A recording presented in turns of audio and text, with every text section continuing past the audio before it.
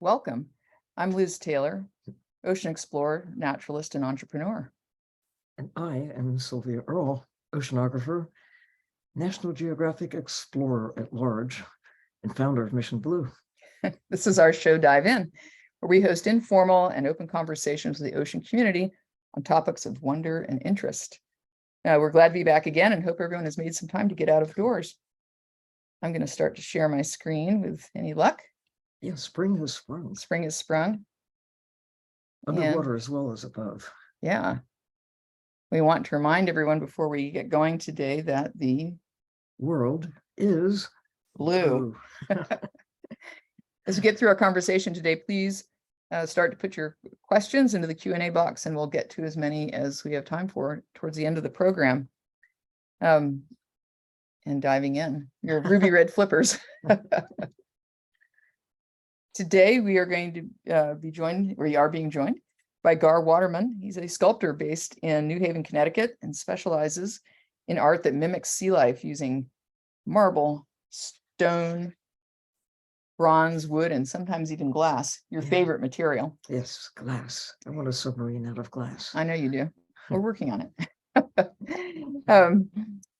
While natural forms abound in all of Gar's work, he's especially well known for his nudibranchs. Oh, wait, we went too far, too fast. And a very, very favorite of everyone in the dive-in community. So welcome, Gar. Very glad to have you today. It's a pleasure to be here. So you and I have this shared childhood theme of being sent out to play with the sharks. Absolutely. Have you seen these big toothy fish, the biggest toothy fish like this out in the wild at all? I have had the great pleasure to see whites underwater with Rodney Fox in Australia a bunch of years ago, and then even off of Montauk Point. We did a shoot for American Sportsman back in the day, and a whale carcass had been sighted, and they dragged it off and secreted it away, and the whites were coming in and feeding on the whale carcass, and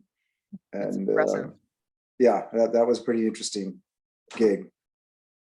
I think I first was introduced to you, Gar, in the film that your mom and dad created about your year in Tahiti. I think you must have been about 9. I was 9 going on 10. That was an extraordinary year. That was my introduction to diving, and it was that experience of spending that time in French Polynesia was certainly a watershed for all of our family. And the film that came out of it that my dad put together was a wonderful piece. And of course, Geographic ended up acquiring it, and I think it was one of their first television specials.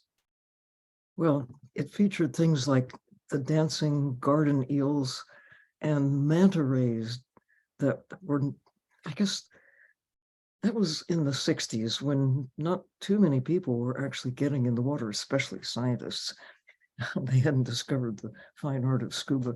I mean, they have now, but that was just in the early days. And the idea that these giant creatures could be like butterflies, but even more supple than butterflies, it just blew people away. Absolutely.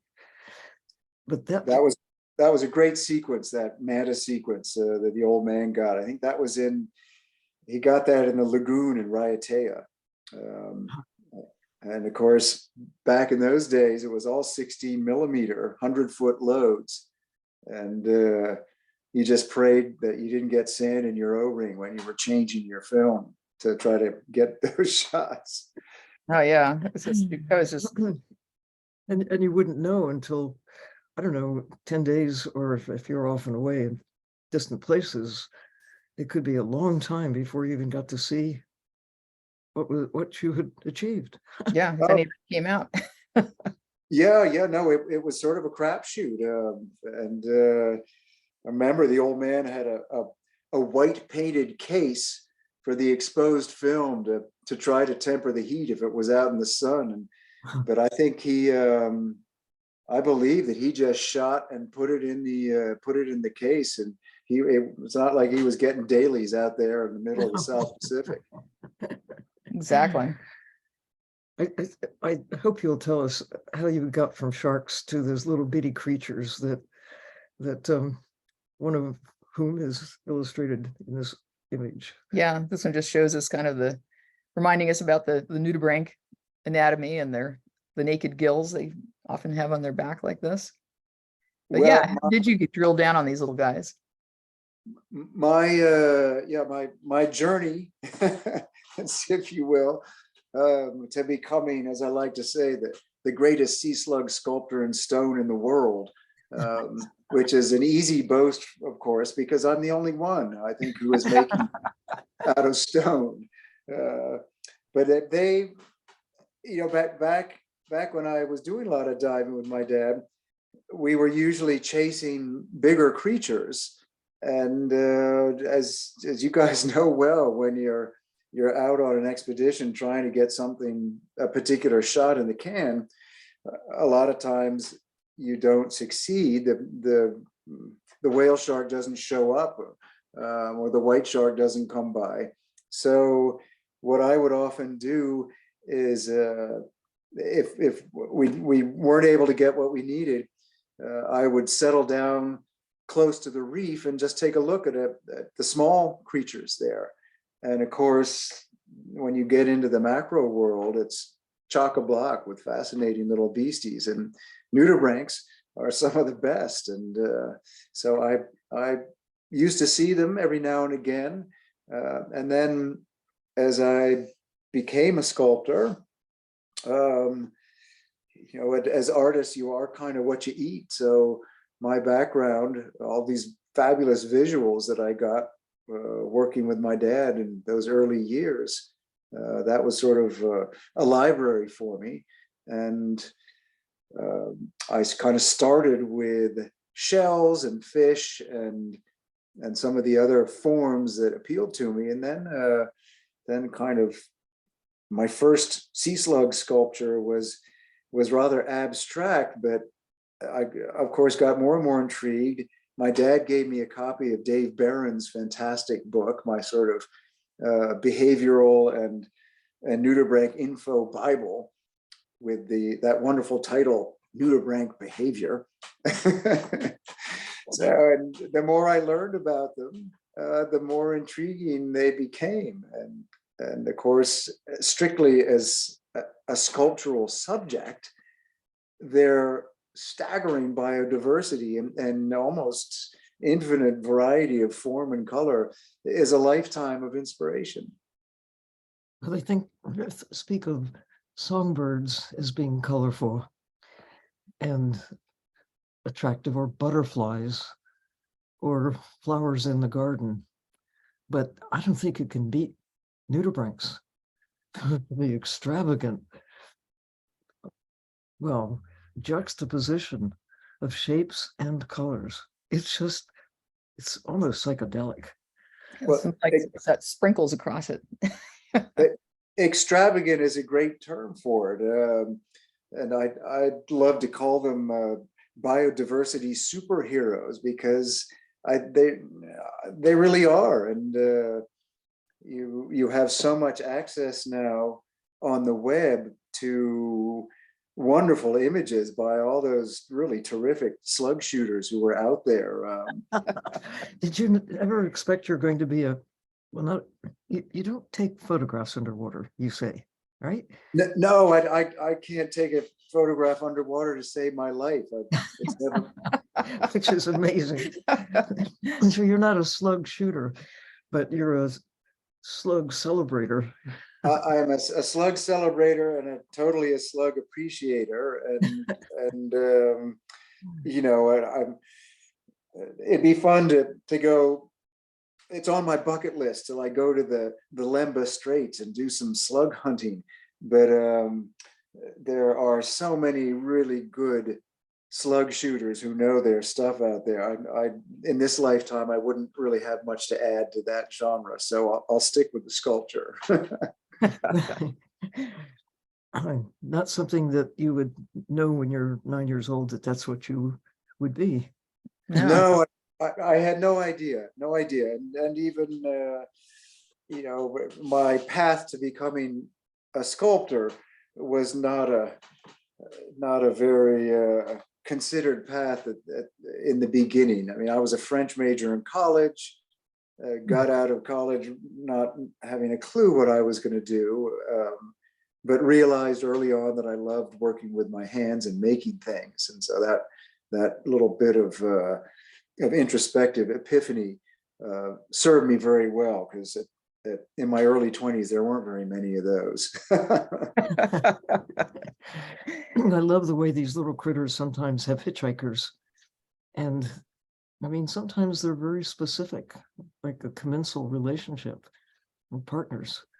The little shrimp little here. shrimp that hang out with a very specific kind of nudie. Yeah, I Well- mean, its coloration is almost identical to the nudibranch. And their astonishing range of size too. What's You the know, with, biggest? What's the biggest of the nudibranchs? I think that some of the Aplysia, the sea hares, are pretty big, and the Spanish dancer is one of the larger ones. Yeah, they're huge. That's like a foot across or so. Yeah, I think somewhere around there. So I believe they're at the upper end of the scale, and then of course as you go down the other way, they can get really tiny. Have to go diving with a magnifying glass. Just the best. Yeah, they know the loop, putting it over these guys. Well, and it's funny, of course, because you think of they're so colorful in all of the photographs we see, but unless you're really in the shallows, you got to be pretty skilled to hunt for sea slugs. I have great respect for the nudibranch wranglers out there who can find them, because of course the colors blue out as you get deeper. But I know that there are people who really have a knack for it and good eyes. And this guy, the Glaucus atlanticus, was one of the ones that was a favorite example to use with the kids in Hawaii, talking about how they eat men of war jellyfish and then use the stinging nematocysts for their defense. People It's think, one of my favorites. They're just so beautiful. yeah, they're crazy looking. And they almost disappear when they're up at the surface in that blue open sea water. The blue on And blue camouflage. Yeah, they're perfectly colored to be where they are. Now, Yeah. right at the surface, aren't they mostly right? Well, that's Kind of where drifting. that's where the man are too, right? Yeah, they're considered pelagic, I believe. Mhm. So they're typically loose in the water column. And I mean, I love these shots. I still, of course, with I don't know, 3,500 plus or minus known species, I guess, somewhere around there. I still run into images of sea slugs that I've never seen before on the web and with various photographers, and they always just blow me away. It's like, oh my God, there's another one. That one's even crazier than the last one I saw. You can't make this stuff up, you just can't. But here we are. Look at this amazing piece. Well, this is this of course is an elid that was inspired by an elid nudibranch, who are known for their interestingly shaped serrata or gills down their backs. And I early on in my days of carving stone, I was mixing a lot of stone colors, and then I kind of got away from it and was doing mostly work out of a single piece of stone. But the sea slugs have got me back into having some fun with different colored materials. So And these, what are the materials here? the materials here, these are all stones from Iran, actually, from Persia. Three different kinds of onyx, and that red stone is a travertine. And I get these stones in Italy, Huh. where I lived and worked for a number of years back in the 80s. And so I still go back and source my materials there at the marble yards of Carrara. And you have access to stone from all over the world. It's really quite astonishing, the variety of color and texture that you can find. It's pretty cool. So do you go and kind of look at the stones and see a nudibranch that you want in there? Or are you looking more for a stone that really resembles a nudibranch you want to carve? How does it? It can be a little bit of both. I'll I will typically look for odds and ends in the stone yards, pieces that are cutoffs from bigger blocks that sort of have an interesting shape to begin with, and then I kind of go from there. And obviously, if I'm in a slug rut of making nothing but nudibranchs, then the blocks that I'm kind of inspecting to carve next are more than likely to hold a sea slug. But then I can kind of head off into other territory and some of the other natural forms that I love to explore, like seeds and beetles, and I might see something different in the piece of stone. Yeah. So how big is this representation? Yeah, scale is very hard to see in the images. I wish I had a little better way of imparting that. This piece, for example, though, is about 5 feet long. Wow. Oh, whoa. So, of course, with such a tiny subject, you need to employ a very standard and old trick of just enlarging for effect. And also that allows me to kind of work and be able to detail some of the parts to try to give a little better idea of what they kind of look like. It's so intricate. It must take several guys, mostly guys, perhaps, to pick it up. Yeah, this one's a 2-person job. I'll hollow out and I'll try to hollow out inside a little bit to lighten the weight, but yeah, stone is heavy. Yeah. And some of the sculptures are not out of different pieces. So some of them I carve out of a single piece, but these guys with the multicolors, of course, are put together with epoxy and pins. Yeah. This is incredible. Just magnificent. And between the, what do you call it, on his forehead?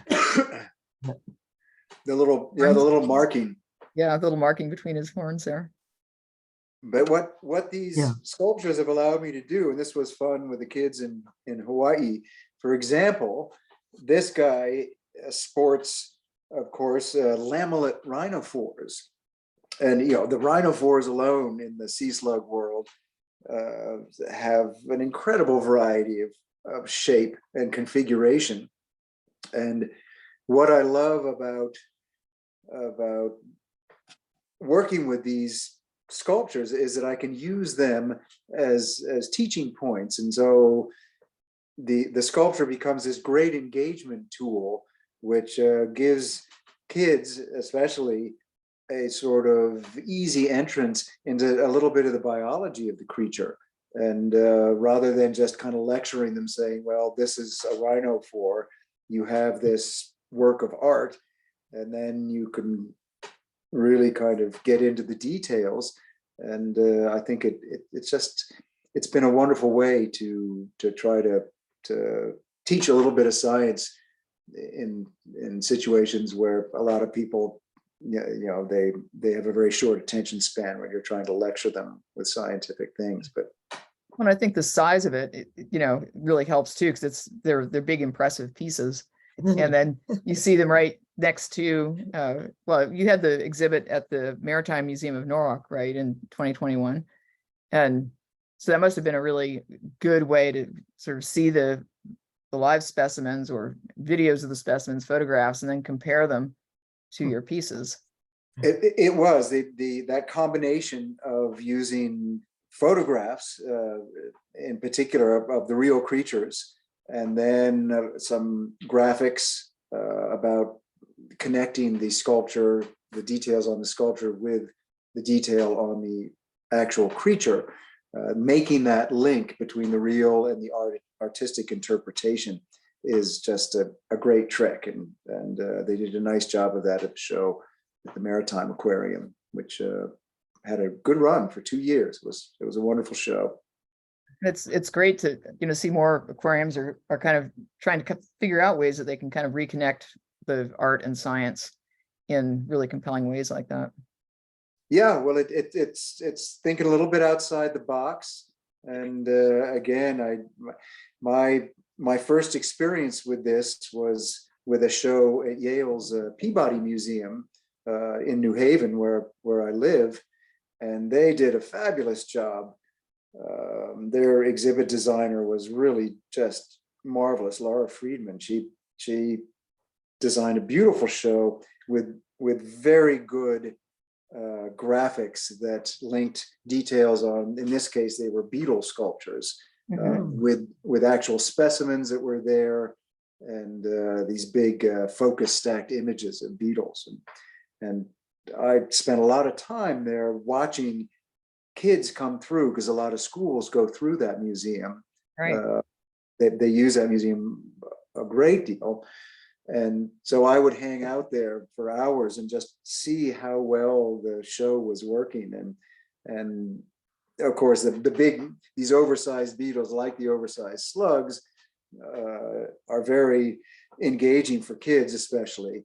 So that sort of drew them in. And then the graphics that Laura Friedman had designed and developed for the show, which were really just pictures of, for example, the foot, the tarsus of a beetle, and then a picture, even though the sculpture was right there, a picture of the foot on the sculpture with the two side by side and a little explanation, making that, beating them over the head with that connection between the art and the creature was fantastic. It really worked. Should encourage anybody to look more closely and to appreciate the nature of nature. That's one of my favorite tools as a kid, was the hand lens, the loop, little geologist loop. Have it on a necklace, or on a cord around your neck, and anywhere you go, looking at leaves or beetles or little face of a snake or whatever it was. It was just an amazing way to spend time. Well, exactly. That is a marvelous quote from Victor Hugo of where the telescope ends, the microscope begins, and who can say which has the larger vision? I love that. That's a wonderful one. Yeah. Well, most of life on Earth actually is itty bitty. Yes, and the details, finding ways to get into those details. And of course, there are a lot of wonderful artists out there today mining this territory. A couple of my favorites, which you should totally check out if you're not familiar with them. One is a guy named Jason Hackenworth. Have you ever heard of him? Did not. So Jason Hackenworth does tide balloon sculptures, and he has taken what used to be like a birthday party, trick to amuse the kids, and turned it into this unbelievable art form. He fills entryways of big hotels and things with these biomorphic tide balloon sculptures that are gorgeous, incredible. And so again, kind of taking almost like a cellular structure and using tide balloons to make these amazing sculptures. And then you probably heard of Luke Jerram. You ever heard of Luke Jerram? He's the one who did all those glass sculptures of the deadliest viruses in the world. Yes. And make them look magnificent. Yeah, he made them. They're quite large sculptures, and he used the glass craftsman up at the Steuben Glass, I think, and they're beautiful, and you know, they're just gorgeous. But Christ, it's SARS virus and all these terrible diseases, and yet the viruses themselves as structures and sculpture are extraordinary. Incredible. Beauty Tell of us the about eye tell of us the about this beholder. guy. Yeah. Is this one from a single piece of stone, or are these mixed stone? This is a pretty cool piece. It is actually from a single piece of stone, but this is a particular kind of onyx that is actually photosensitive. So that the underside of the sea slug, where it's white, was the outside of the block. And that block had sat in the sun for, who knows, a couple of years, probably at least. And to the degree that the UV light penetrated the stone, it bleached the color out of it. And I never knew that stone could bleach. You know, I still don't fully understand the sort of chemistry of it, but there it is. That's the skinny there. It's a very unusual phenomenon. It's beautiful. Yeah, worked very well with this, giving that little color change. Yeah, very nice. Your show at the Maritime Aquarium, you called it A Slug's Life Facing the Climate Endgame. And how did these sea slugs kind of help us with the, you know, open that discussion, or help people really connect the dots in terms of the impacts we face with climate change? Well, like so many other creatures in the ocean, these guys are canaries in a coal mine. And with habitat loss, ocean acidification, all the sad host of things that all of us who are engaged at all with the ocean know about and monitor and kind of dread. You know, nudibranchs are one more piece of that fabric that are under threat. And I think in particular, I think by ocean acidification. So they, you know, serve as very handy icons of the potential of loss of biodiversity. And that's kind of been the thrust of my trying to leverage them, you know, to do this art science thing and engage and inform with the basic premise that the more that we, the public, know about these fantastic creatures, nudibranchs and so many others in the ocean, you know, the better chance there might be that we become engaged and then actually end up, you know, being proactively doing something about it.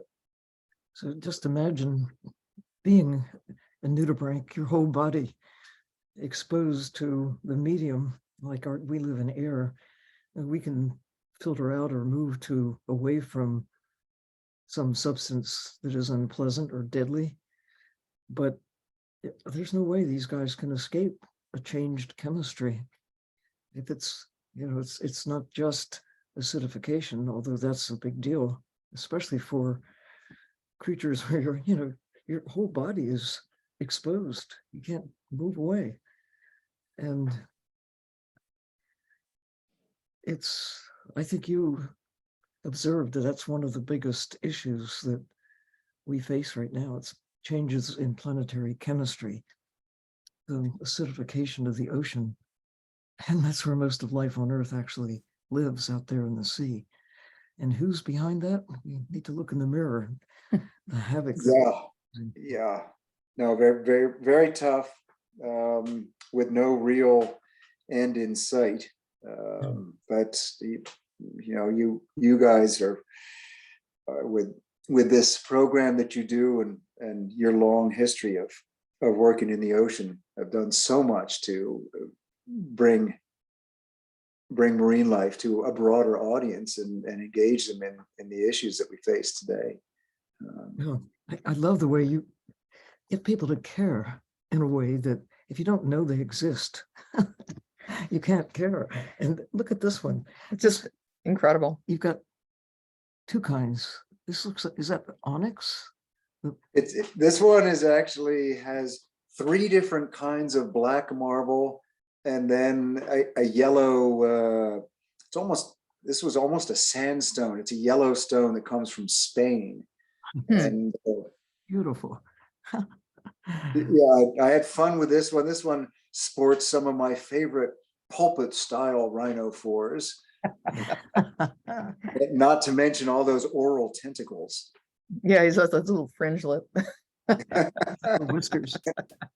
So how big is this one? This one, let's see, is probably about 3.5 feet long, I would say. Wow. Again, it takes some muscle to move them around. Muscle you can- and hair. Yeah, And careful.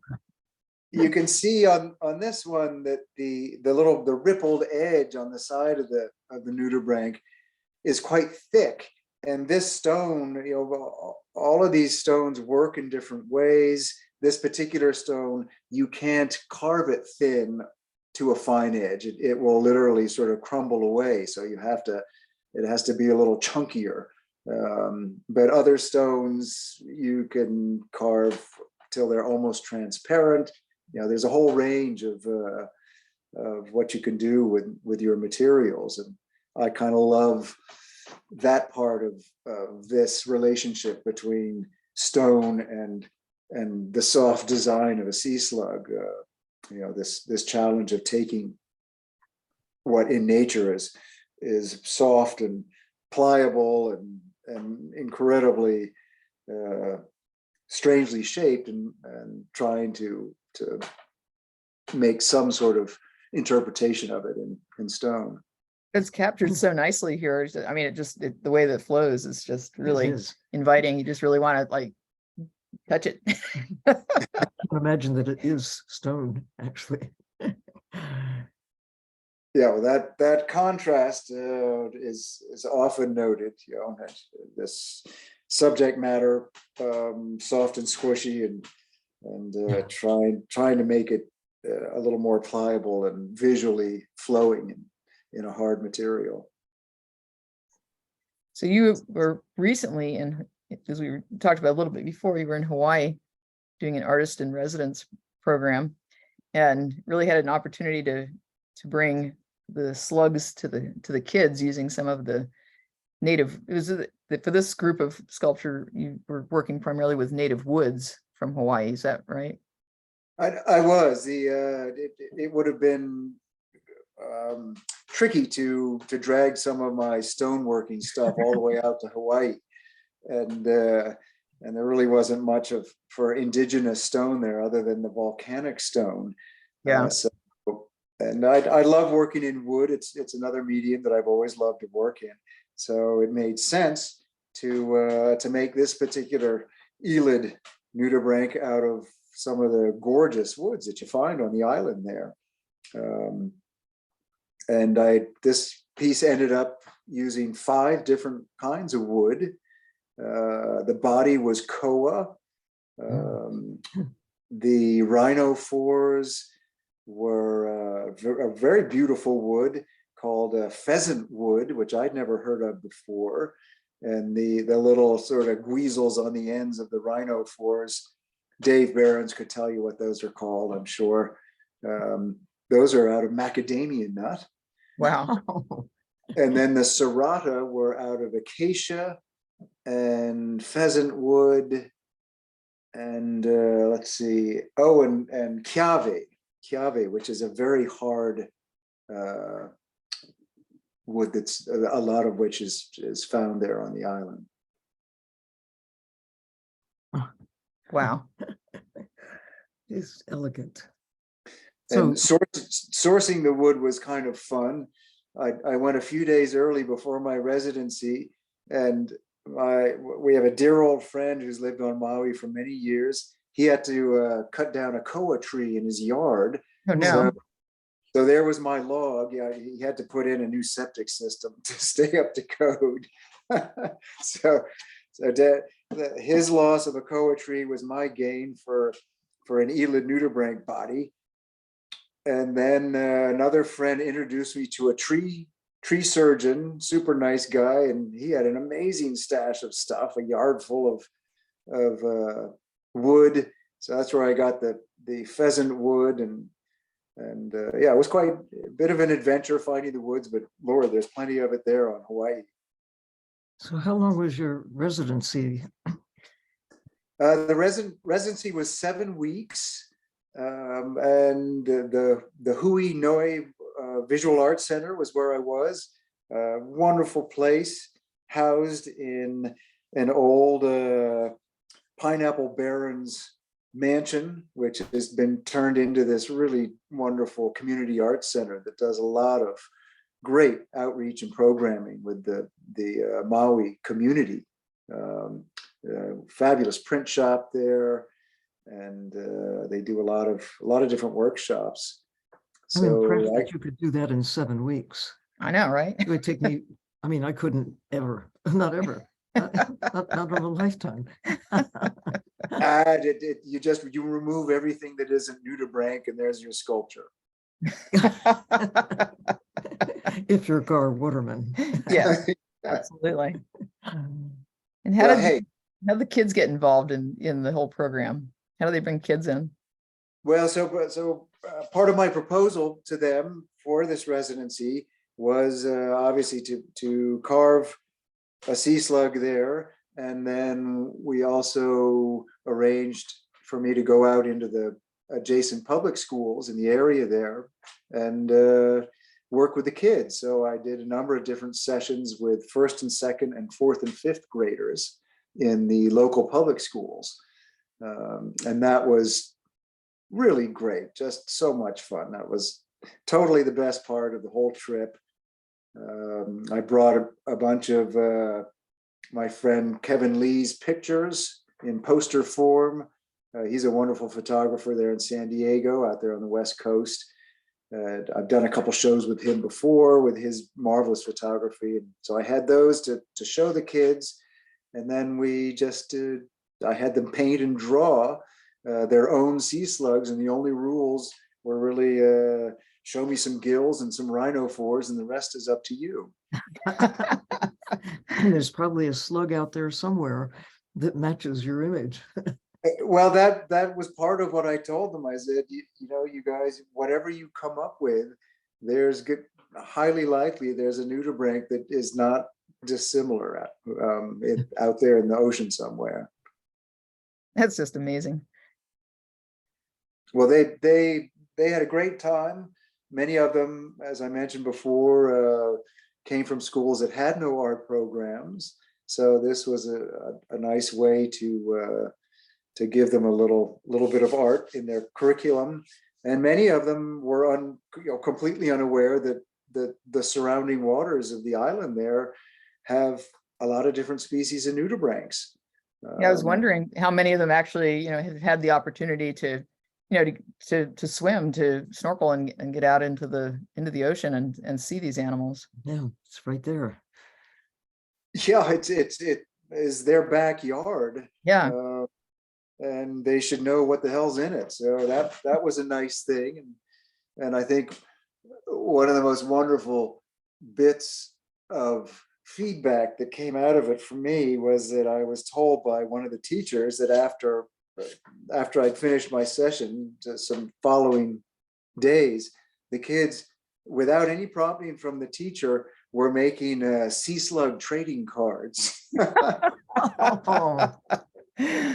Outstanding. Yeah, I think you really must have ignited some fires. I certainly hope so. Yep. Look at this. Looks like a garden. Yeah, they did a great job, and I kept the amount of scientific information very, very straightforward and simple with the rhinophores and the gill plumes, but most of them went away knowing the difference between an elid and a dorid sea slug. Yeah. And the front from the back. Yeah, the front from the back. And they were I shied away from the other fact that I often like to share when people ask me why I'm a slug sculptor. And that I had to walk carefully because, of course, I was teaching in these schools. But one of the points that I'm fascinated by is, of course, that nudibranchs are true hermaphrodites. And in this interesting drift of society towards a more gender fluid kind of situation, I sort of see them as poster children for a great example of how nature, has already figured it out and Oh, been yeah. there for years in this case. Absolutely. And it's okay. Yeah. Yeah, exactly. It's okay. It's like, and I had an idea. I'd love to see, an animated film with nudibranch characters, where the whole binary sort of requisite binary thing of male and female roles gets shifted on its head. So instead, the nudibranch character, for example, maybe just wants to be a male or a female, and doesn't want to be able to choose when the time comes, or be a, you could totally reverse the whole thing and have a field day. Someone will produce that film, trust me. Yeah. And then somebody will ban it. Yeah. Oh, exactly. Yes. No, Shaggy, in Tennessee, they won't allow it, I'm sure. Yeah. Yeah. Oh, look at these great responses. Yeah. Kids, there's hope. There isn't truly there? is hope. I mean, that you can, we've seen so much loss of biodiversity just in our lifetimes. And then you see things like this, and you really do realize that we have real cause for hope. Yeah. We just, again, just the Open the whole door. knowing comes caring, right? Well, yes, about opening the door. And again, this is where I think art can really help with engaging people in the science of things, because I sort of arrived at this whole thing through a bit of a back door myself. I was not a science person in school or when I was a kid, really. But particularly with these guys, but also with the beetles and with the plants whose seed forms I love to interpret with my, the more information and the more you learn about them, and the more you sort of get into these marvelous terms that scientists have for all the parts of the plants or the nudibranchs, or it's a wonderful world, and have thoroughly enjoyed diving into it, if you will. And I'm a hack scientist at best, but I really enjoyed learning about these creatures, and that also helps me, knowing a little more about the function of these parts finds its way into how I interpret them with the sculpture. So, the more you know, the more information you have. Yeah. These interpretations are great. They really are. Rhinophores, gills, and fill in the blank. That's right. So is this the next venue for a show? Yeah, I go back to Maui in May, and I'll be helping to jury a show there at the Hui, which is that marvelous old house you see at the top there. The show will include my Elid slug sculpture out of wood, a bunch of the kids' artwork, and then the Hui is putting out an island-wide call for marine-inspired art. So it'll be all about the ocean, and I think it'll be wonderful for the kids to see their work up in a gallery setting.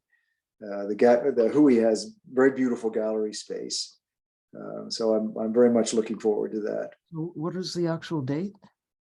The date, I think it opens on May 26th, and it'll be there through July. Fantastic. So if you're on Maui between latter part of May and July, definitely go check out the Hui Noe Visual Arts Center. We will. It's a good excuse to go over there. Any excuse. Yeah. It's a wonderful, wonderful place. I really love working with the people there, and their artist in residence program. They hadn't had an artist in residence for several years because of COVID, but they've had some amazing people go through there. The last guy who was there was a Mexican muralist who was, his work was just incredible, fantastic. And what a great program. You know, I felt so lucky to be able to go there and spend time. And I'm hoping to do something with the Maui Ocean Center there also. While I was there, I met their new head of exhibitions, and ended up actually doing a little talk down in that wonderful dome theater that they have there.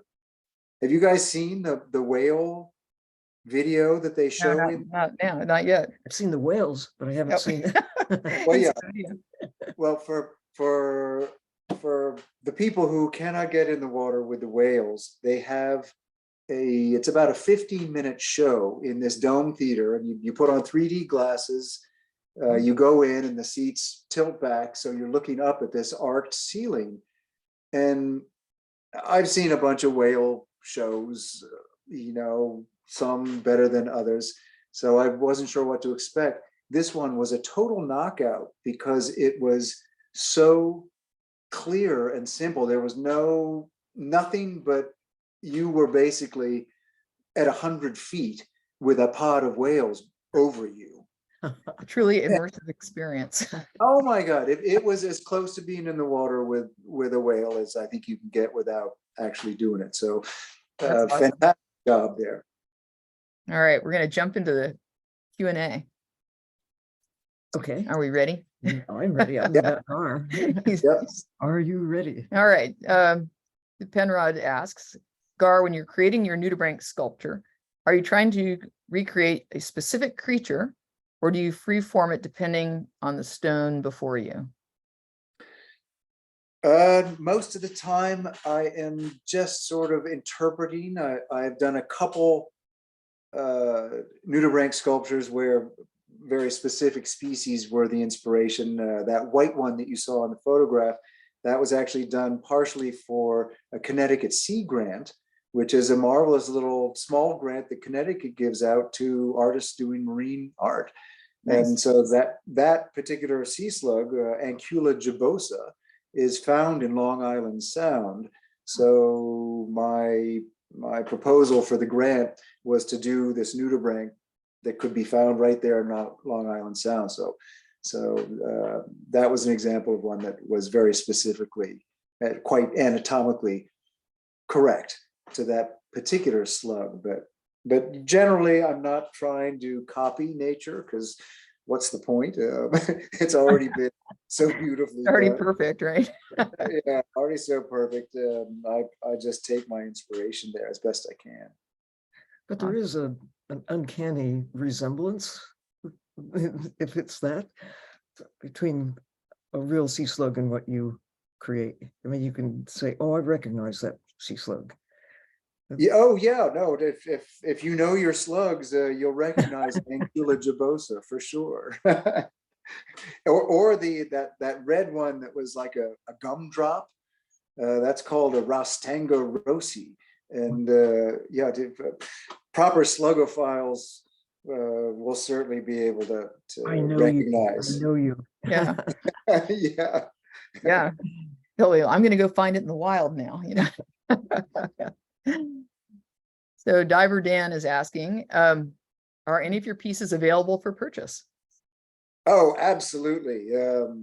Mostly I have smaller ones that I do sell. The bigger ones are part of my art science Nudibranch exhibit, which I'm looking for a new host for. I'd love to travel that show. All of those, the big sculptures are back in their wooden coffins now until I can find another place to show them. But yeah, I have a bunch of smaller ones that I do sell. I'd like to hear more about that, Gar. Because well, I'd love to talk to you about that. I think there may be some others who would be tuning in who can help in that regard. Yeah, that would be great. I sort of designed it with that in mind. So the big pieces I keep aside, hoping to find their next home. Yeah. Have slugs will travel. That's As right. Exactly. So Caroline's question was about the nudibranch the picture of the nudibranch we saw with the shrimp on it, and that was a photograph. That wasn't a sculpture, but have you ever sculpted any of the commensal relationship in a piece? I have not. I mean, some of those cleaner shrimp are fantastic little beasties. I'd probably have to change material. I think I'd have a hard time doing that, and in the size relationship, like that one in the picture, the shrimp itself, because it'd be that much tinier than the sea slug, I'd either have to make the sea slug really big. Well, you got some really big ones. Yeah, they're big ones out there. But as you get smaller and smaller with stonework, it becomes it starts to drift into jewelry, and that's a whole nother technique of carving. So there's sort of a comfortable scale. But to answer your question, no, I've never tried doing some of the symbiotic or causal, you call them, that relationship. What did you call it? Yeah, Commensal. Oh, commensal, right, commensal, yes, commensal. Could be symbiotic. But Yeah. I like the idea. Fine point. Chrisanne, just asking about the size of the sculptures. So you kind of have them up to about 5 feet is about the biggest ones that you've done. Yes, 5 feet are the biggest. Most are, my small ones are anywhere from 10 inches to 20 inches. And then those sort of, and the bigger ones range in between there. But the biggest, yes, are about 5 feet. I can't wait to see one in person. Let's see, Susan says, aloha from Hawaii. Can you talk or show a bit of the process down from the raw stone? And are you going to show any more of the work in Hawaii? And you've got some coming up there. We talked about that. But what is the process of working from the raw? The slug in process? Yeah, slug in process. If you'd like to know something about the process, I'm going to tell you to go to Vimeo and just Vimeo Gar Waterman, A Slug Story. Oh, right. And you will have about a 10-minute video of actually carving that Ancula gibosa. And that runs the whole progression from sourcing the stone in Italy to carving it and to the final photography and using it with the kids. So that's a great way to see the process. Yeah, but the process is very, very time consuming. Some of these things take me months, especially those more complicated nudibranchs with all the different parts, because each part has to be carved and then polished and pinned and connected. And yeah, it's a crazy. Takes a minute. Yeah, it's kind of crazy. April asks, are you still sculpting? I am, yes. Even though I'm a doddering wreck at 67 years old, I'm still sculpting. Absolutely. Stop. You keep going. Still breathing, so still sculpting. Still sculpting, yeah. Yeah, no, I am a total addict to making things, and all I got to do to get excited is to go out and look at my pile of uncarved stone and try to figure out what I can put into it. Or what's coming out, what's going to emerge. Yeah, and you're never sure. Yeah, I think Gigi put a link in the chat for anybody that wants to Great. go I'm going to check it out. I know. We Oh, all good.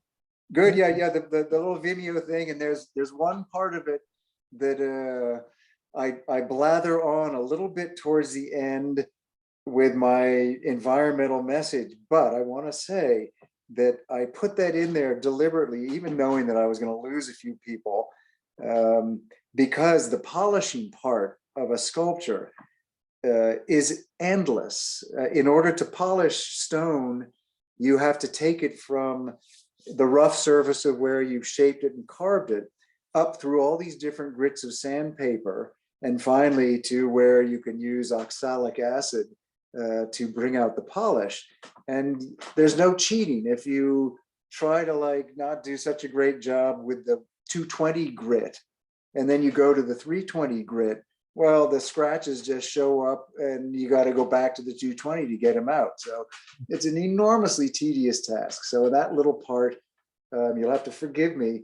I do ramble on slightly, knowing what I know about film and attention spans, but there was a reason for it. Absolutely. And, Just you know, the truth. it is the truth. You have to do the work, you know, and it's a lot of times it's just not a good shortcut.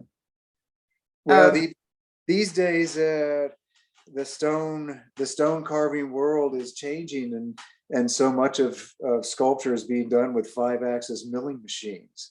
I know. Yeah, it's not the same. It's a different creature. I love the process, but I suspect I'm kind of a dinosaur there.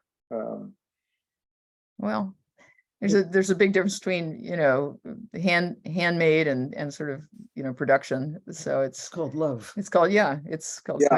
and Yeah. love for it. So and talent that's true. and heart. All right. Sharon is asking, so how did it happen? How did you go from being a French major to a sculptor? It's a long question. You only have a tiny amount of time to answer. Well, again, I did make models when I was a kid. You know, nothing special, plastic models of World War II fighter planes that then I'd blow up with firecrackers and BB guns. Yeah, the usual thing. Whole thing, So, and I had some wonderful art teachers in school, but in college I was so clueless that I only took one art course, which still saddens me, because there were some wonderful art teachers at where I went to school. But to answer your question, really, it's no more complicated than when I got out of school. I was lucky enough to be able to work with my dad, and my brother was just becoming a cameraman at that time. So he very kindly took me on as an AC, and that gave me something to do. Otherwise, I was lost. I didn't know what I was going to do with a French major, for God's sakes. But what I realized was that, you know, I was happiest when I was making things with my hands, and so I set up a little studio in a friend's garage, and I'd done a bunch of welding in secondary school and at college. The one art course that I took at Dartmouth, I made a big, beautiful praying mantis out of copper. Cool. I still have, and so I started welding in a friend's garage, and the whole stone thing came about when I had heard I was introduced to another stone sculptor by a college friend of mine who told me about this place in Italy where you can go and work. And so I ended up kind of on a wing and a prayer going there, and I stayed for the better part of 7 years working and carving. Amazing. I have one more question. Parlez-vous français? Oh my Ah oui, God. bien sûr, je parle. My Italian's actually better though. All right. We have one more question and then a comment. Caroline asks, do you have a favorite nudibranch and a favorite stone to use when you are sculpting? I do not have a favorite nudibranch because I keep on seeing more outrageous ones. You know, every time I cruise the web for nudibranch porn. And you know, there's these wonderful photographers on Instagram. I love nudies.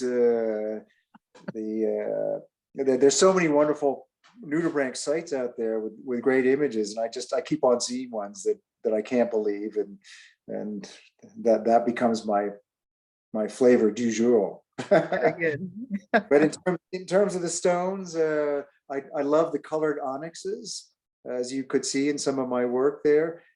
They kind of serve well to approximate the incredible colors of the real thing. So I favor those. Excellent. And Jason just commented that he was just so honored to have your work there at the Maritime Aquarium for nearly 2 years. And he's just saying, shout out, thank you. Yeah, that was a great show. That was a good run. I have just one more question though. Oh, we're at the top of the hour. Come on. But you're being photobombed in your image there by that beautiful fish. Can you tell us about that creature who's looking over your shoulder? That is a wonderful piece by my very talented sister, Susanna Waterman. And it's a flying gurnard, as you can see. And it's painted on a piece of 3/4 inch plywood that was laser cut to the shape of the gurnard.